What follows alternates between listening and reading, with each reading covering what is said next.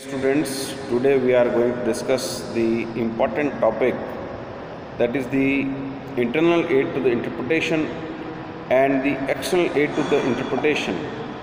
As you have learned in the previous lesson about the definition of the interpretation of statutes and the plain meaning rule and the golden meaning rule and Haydn's rule or the mischief rule. At the cost of repetition, plain meaning rule was as the law as it is,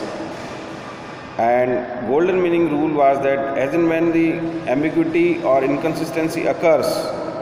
it is the duty of the court to clear the ambiguity or inconsistency. And so far as the Haydn's rules is concerned, court will not clear the ambiguity or not only clear the ambiguity or inconsistency, but also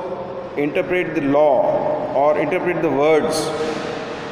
Today we are going to discuss the important topic of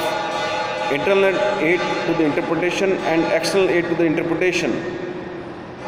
As you are very much aware that what is the meaning of internal aid to the interpretation. प्यारे विद्यार्थियों, आज हम internal aid to the interpretation और external aid to the interpretation के बारे में अध्ययन करते हैं। देखिए इसका क्या आशय है, internal aid to the interpretation या external aid to the interpretation का क्या आशय है और इसकी आवश्यकता क्यों महसूस पड़ी, पहले हम इसके ऊपर डिस्कशन करते हैं। देखिए पार्लियामेंट जैसे ही लॉ इनेक्ट करता है और वो बिल जब एक्ट का रूप ले लेता है तो एग्जीक्यूटरी जो है बॉडी उसे लागू करती है, और जब लागू करती है तो उसके जब एग्जीक्यूटरी या एग्जीक्यूटिव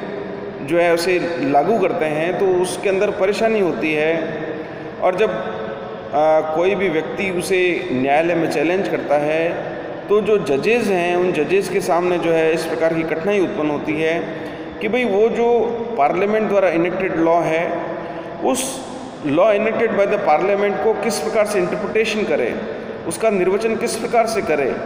वो कौन सी बात है जिसके आधार पर जजेस जो है उसका इंटरप्रिटेशन करेंगे, वो कौन से आधार हैं जिनके आधार पर न्यायालय जो है उसका इंटरप्रिटेशन करेगा, उसका अर्थ निकालेगा। तो उसका अर्थ निकालने के लिए मैंने आपको पहले जो है डिस्कशन किया plain meaning rule, golden meaning rule और हेडन्स रूल या मिस्चीफ रूल, और इसी कड़ी में आज हम डिस्कशन करते हैं internal aid to the interpretation. देखिए इसे ध्यान से समझने की कोशिश कीजिए, क्योंकि LLB थर्ड ईयर में इंटरप्रिटेशन ऑफ स्टैट्यूट्स में internal aid to the interpretation भी एक इम्पॉर्टेंट टॉपिक है। तो internal aid to the interpretation का अर्थ क्या है और external aid to the interpretation का अर्थ क्या है, इसके बारे में हम पहले डिस्कशन करते हैं। देखिए internal aid to the interpretation का अर्थ ये है कि जहाँ पर कि जो स्टैट्यूटरी लॉ है या जो संविधि है, जो law enacted by the parliament है, उसके अंदर जब कभी भी कोई निर्वचन का प्रश्न आता है, कोई एनामॉली होती है, कोई इनकन्सिस्टेंसी होती है, कोई असंगति होती है, विरोधाभास होता है, तो न्यायालय उस internal aid to the interpretation अर्थात उस जो law enacted by the parliament है उस लॉ के या स्टैट्यूटरी लॉ के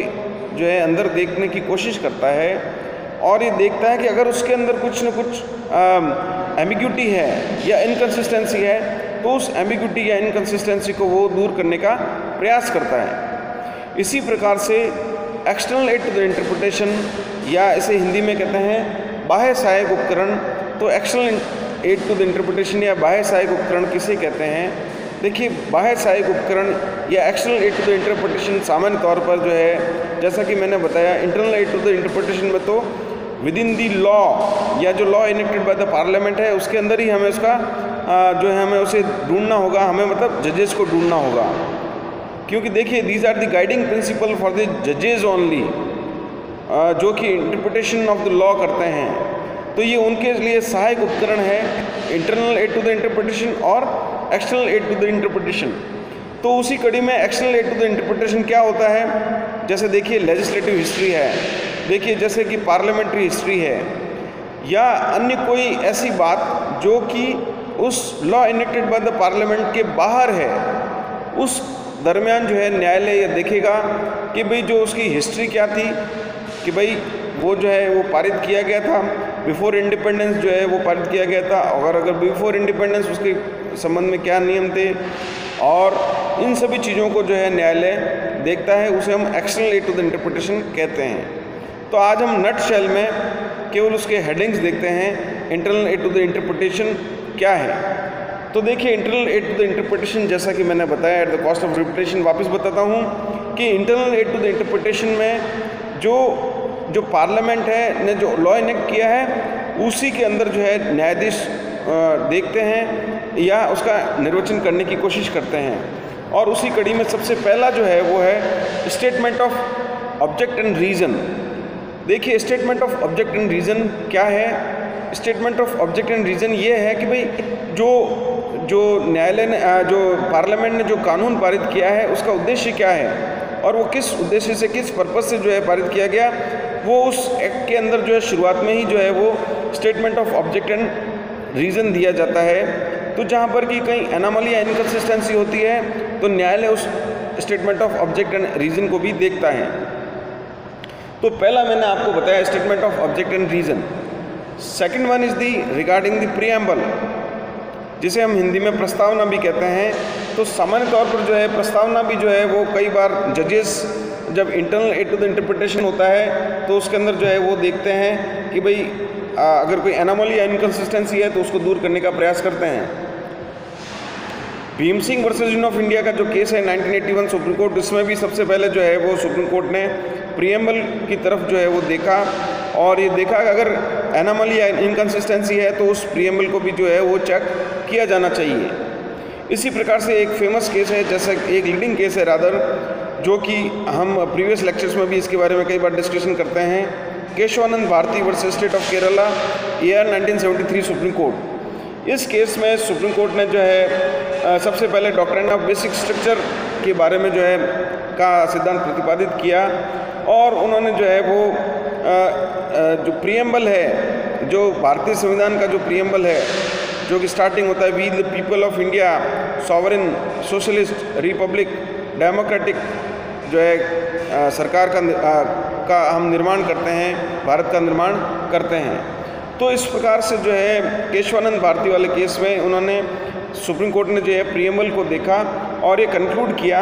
कि पार्लियामेंट को जो है अनब्रिडल्ड पावर नहीं है। पार्लियामेंट को जो पावर दी गई है वह पावर कुछ लिमिटेड पावर दी गई है कि आर्टिकल 368 में जो है वो एक सर्टेन पावर, एक लिमिटेड पावर है, और वो लिमिटेड पावर के बाहर जाकर अमेंडमेंट नहीं कर सकता, जैसे कि हमने डॉक्ट्रिन ऑफ बेसिक स्ट्रक्चर का सिद्धांत या आधारभूत ढांचे का सिद्धांत कहते हैं। तो इस प्रकार से जो है internal aid of the interpretation का जो हमने सेकंड पॉइंट देखा प्रीएम्बल, कि भाई यहाँ पर सुप्रीम कोर्ट ने जो है वो इंटरप्रिटेशन के लिए उसको भी देखा और उसका इंटरप्रिटेशन किया। नेक्स्ट सीरीज ऑफ लेक्चर्स में हम आगे title, heading, marginal note, definition clause, explanation, इसका भी अध्ययन करेंगे। Thank you.